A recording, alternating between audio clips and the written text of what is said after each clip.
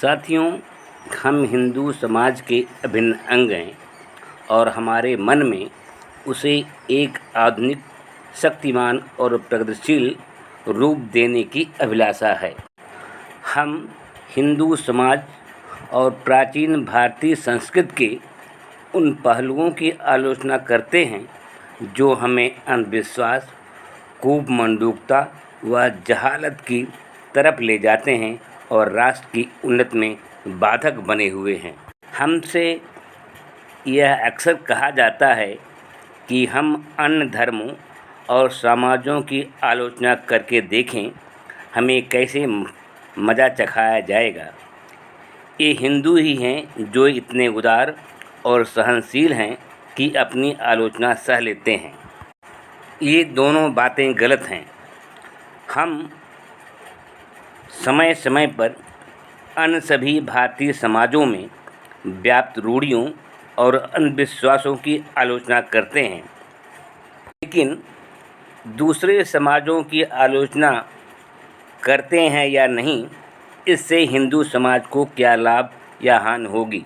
यह दलील उस बीमार, जर्जित, बुद्धिहीन और अपनी नाक से 6 इंच अधिक दूर न देखने वालों की है, जो अपने मर्ज की तफ्तीश करने वाले, कड़वी दवा पीने या ऑपरेशन कराने की सलाह देने वाले डॉक्टर को यह कहकर उलाहना देता है कि आप मेरे पड़ोसी को कड़वी दवा पीने और ऑपरेशन करने की सलाह दीजिए तो जाने। वह मरीज यह भूल जाता है कि मरीज वह स्वयं है, उसका पड़ोसी नहीं। यदि पड़ोसी को दवा पिला भी दी जाए और उसका ऑपरेशन कर भी दिया जाए, तब भी उसे स्वयं कोई लाभ नहीं होगा। संसार में हिंदुओं से ज़्यादा कौन दूसरा समाज है जो इतने दिनों तक विदेशियों का गुलाम रहा है। इतिहास गवाह है कि हिंदुओं से ज़्यादा क्रूर अन्य कोई जात नहीं है जिसने अपनी करोड़ों बहन बेटियों को चिता पर जिंदा जला दिया। हमसे अक्सर यह कहा जाता है कि हम हिंदू समाज के उज्ज्वल पक्ष पर प्रकाश क्यों नहीं डालते।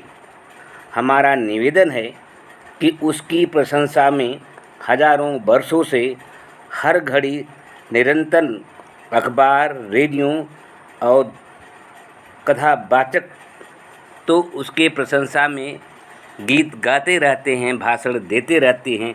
क्या वह काफ़ी नहीं है?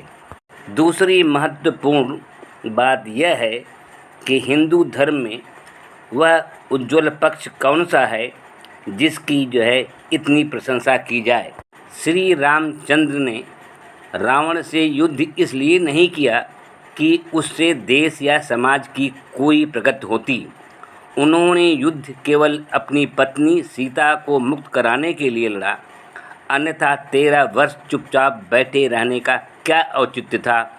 और जब रावण की मृत्यु के उपरांत सीता को श्री राम के सम्मुख लाया गया तो उन्होंने उसे स्वीकार करने से इनकार कर दिया, यह कहकर कि वह रावण के यहाँ रहने के बाद भ्रष्ट हो चुकी है। हमसे कहा जाता है कि हमें किसी की धार्मिक भावनाओं को ठेस पहुँचाने का अधिकार नहीं है। यदि किसी को इन शास्त्रों, इन देवी देवताओं में विश्वास है तो हमें उस विश्वास को ठेस नहीं पहुंचानी चाहिए। यह तर्क गलत है।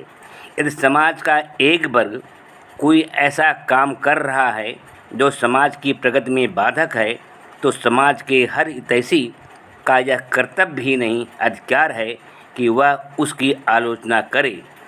यदि कुछ लोग अंधश्रद्धा के कारण आज भी सती प्रथा, नर बलि, बालिका वध, स्त्री शुद्धिकरण में विश्वास करते हैं, क्या उन्हें रोका नहीं जाएगा?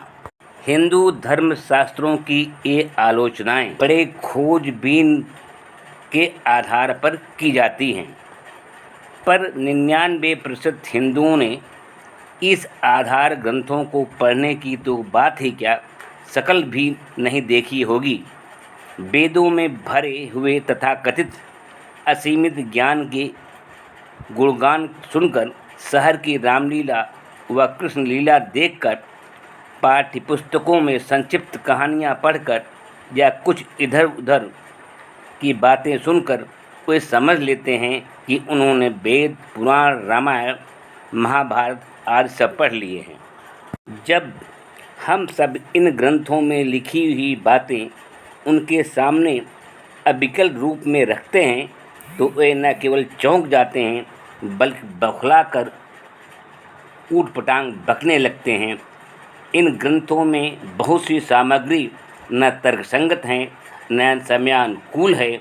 इसी कारण पुरोहित वर्ग ने इन्हें अन्य किसी वर्ग को छूने तक नहीं दिया। जहाँ ईसाई बाइबिल की करोड़ों प्रतियाँ सैकड़ों भाषाओं में अनुवाद करके संसार भर में मुफ्त बांटते हैं, पढ़वाते हैं, वहाँ हमारे यहाँ धर्मशास्त्र में विधान है कि वेद का यदि एक शब्द भी स्त्री और शूद्र के कान में पड़ जाए तो उसके कान में गर्म शीशा भर देना चाहिए।